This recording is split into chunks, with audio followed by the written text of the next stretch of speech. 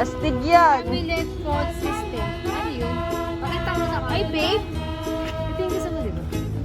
Yung relo na babe. Parang pala ako, no? Yung relo, babe. Yan. So, abangan nyo guys, i-unbox natin to at i-review natin to.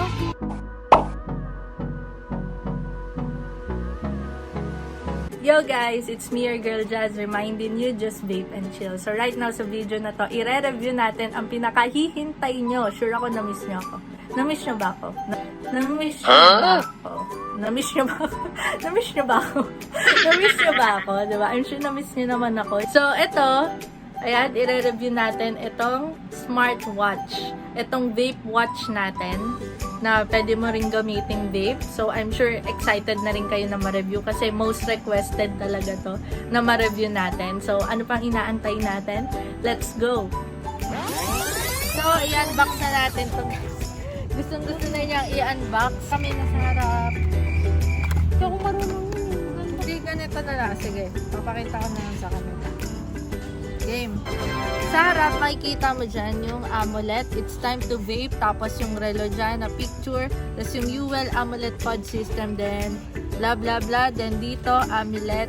Then dito, yung inclusions, yung barcode, yung packaging, kung ano yung laman ng box, at yung warning, syempre. So, bubuksan na natin to. So, pagbukas natin, tada! Dito ka para makita yung reaction mo. Tapos, tada! Warning sign pa. So, may warning sign pa, warning card. Saka meron siyang user manual na hindi naman talaga natin binabasa. So, next na lang natin. So, ito na yung gadget. Then, may kasama siyang USB, normal na micro USB cable. Tapos, silicone. So, yun lang naman yung laman ng mismong box. Yun lang yung battery. Meron siya kasi hindi pa natin nalalagyan ng juice. Ito, juice? Bakit siya lalagyan ng juice? 5 clicks to turn on. So, 5 clicks to turn on. 1, 2, 3, 4, 5. So, may kita mo dyan. Hello by Yuel. So, ayan yung oras. So, nakaset nyan. Ang oras ngayon is 12:06. So, birthday ni Boss Madam Joanna. Saturday today. And yung battery niya nandun sa harap. Then, 5 clicks to turn off. 1, 2, 3, 4, 5.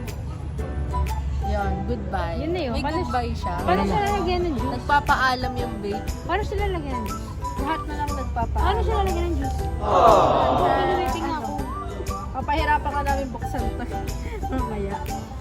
Gusto ko lagyan mo ng juice. Ito may juice ako. Ayan. Tapos dito mo siya, di ba may kita mo, may ano pa yan. So tatanggalin na natin Oo, to, yung tanggalin mo na plastic. Tanggalin na natin yung plastic. So, pipindutin mo lang dito. Di ba may ano dito, may para i-click mo siya. Pindutin mo, then pag tumunog siya, ay di mo lang tanggalin yung pad. Tapos hihilahin mo lang pataas ito. So, hindi natin mahila. So, mapahirapan ka namin ngayon. Dahil birthday mo, mapahilahin namin sa ito. Kasi sa vape shop, hindi rin ito mahila. Eh, paano yan? Ikaw nga. Paano lalagyan ng juice? So nga, syempre dahil sobrang excited ka, nahihila mo to. No. Ganun lang. Hilahin mo lang pataas. Ang ganda ng wallpaper. Nakikita ko.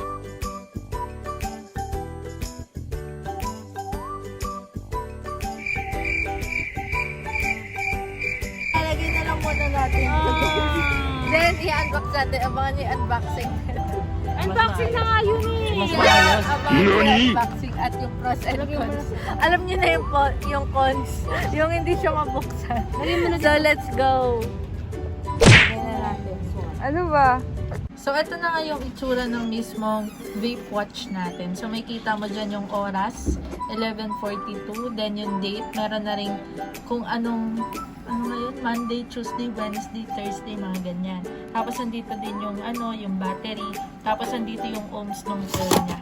So, pag tatanggalin mo siya, simple lang. Pipindutin mo lang siyang ganyan. Tapos, may maririnig kang sounds na kirk, ganun. May sound. Tapos makukuha mo na yung mismong pad niya. So, pag nakuha mo na yung mismong pad, then, ito yung pinagkuhaan natin. Ito yung mismong relo niya. So, meron siya ditong Ayan, kung makikita nyo yan. So, meron siya ditong parang pwede mong i-press pababa para matanggal mo siya. Pwede mo siyang palitan yung ano niya, yung ganito niya. Tapos, ayan, makikita mo dyan, Uwell. Di ba makakita mo? Uwell, yan yung mga nakalagay dito sa loob niya. Then sa likod, wala naman na. Tapos, ito yung mismong pod natin. Sa harap, makikita mo yung screen. Then, kung mapapansin mo yung screen, pag ganyan lang siya. Kasi meron siyang pwede mong i-touch dito sa left and right. Tapos, ito yung, ano niya, yung tip niya, kung saan ka magbe-vape at auto-draw na din siya. Then, ito yung press button niya. So, para sa power niya. Kasi, 5 clicks to turn on and off. 1, 2, 3, 4, 5. Ayan, may goodbye. Oh, may goodbye. Parang ex mo lang, nag-goodbye sa'yo. Oh, charot. So, 5 clicks to turn on mo yung oras. 1, 2, 3. Ibalik mo dun sa oras na okay pa kayo. So, yan. So, para mabago mo yan, pipindutin mo lang yan. May ano dito, kung makikita nyo yung arrow, may left and right. So, dyan mo mababago yung oras. Tapos, pag gusto mo naman baguhin yung date, pindutin mo lang ulit yung press button. Then, mababago mo yung oras. Then, eto na yung date. Pwede mong baguhin din. Then, kung tapos ka na rin naman, long press mo yan. Then, babalik ka na dun sa simula. Dito naman, sa likod, makikita mo yung amulet. Then, Uwell. Then, yan yung itsura niya. Nandito din yung battery niya. So, nasa 320 mAh yung battery niya. So, sakto na din. Then, nandito yung port niya. Micro USB port. So, try na natin to, guys. Yan siya. Tignan natin kung paano isakabit. So, Ginagawa mo! may makikita ka dito na butas. Yan. Yung butas na yan, baligtad pa. Ano ba to? Ay, ganyan. Ah, ganun. Ayan. So, diba makikita mo yan sa ilalim? Diba pinapahirapan ko yung sarili ko? So, ganyan. Hanggang dito lang yung kaya niya. Kasi sobrang payat ko. Hanggang dito yung kaya niya. Tapos, diba may butas. Saka mo siya ngayon ipapasok dun sa loob. So, para siyang mga smartwatch. So, napakaganda niya. So, yan. Makikita mo. Diba? May oras. Ayan na yung oras. At yung electric fan, nakita niyo din. Yung electric fan nating last month pang nilinis. Ayan. So, yan, makikita mo yung oras. Tapos, pag tinanggal mo siya, ganito lang. Parang Ben 10 lang. Transform! So, yun, pipindutin mo lang yan, yung button dyan. So, pag may narinig ka ng sounds, pwede mo na siyang kunin. So, ito yung watch mo. So, yan. Para tanggalin naman tong pod, di ba, makikita mo yung pod na to. So, para tanggalin siya, actually, guys, aaminin ko na sa inyo, sobrang nahirapan talaga ako. Kahit yung nagbabantay dun sa vape shop, nahirapan siyang buksan. Kahit si Boss Samel, nahirapan din talaga. Kaya nanggigil kami nun kasi birthday ni Madam Joanna, tapos hindi niya nabuksan yung vape niya. Pero ito, ito-testing ko na sa inyo. Actually, may natutunan kaming technique. So, di ba ito yung tip? Ipupush mo lang siyang ganun, papunta dun sa likod ng pad natin. Push! Tapos ito na siya. Nasira na siya. Charot. Diba? Ayos pa naman siya. Mahirap lang talaga siyang tanggalin. So, ito yung pad niya. So, makikita mo yung itsura na itong napaka-challenging tanggalin. So, ayan yung magnets niya. Kaya mahirap siya tanggalin kasi may magnet siya. Para safe na din. Hindi siya malalaglag-laglag. Tapos, ito yung tip niya kung saan ka hihipak. So, pag i-vape mo siya, hindi mo siya i-vape ng nakaganito. Yung Ginagawa mo! Akala mo din ganun. Kasi akala ko din ganun eh. Pero, yun, hindi mo na siya pipindutin para, hindi mo na siya ipipress para mahipak. Simple lang yung gagawin mo. Ganito lang.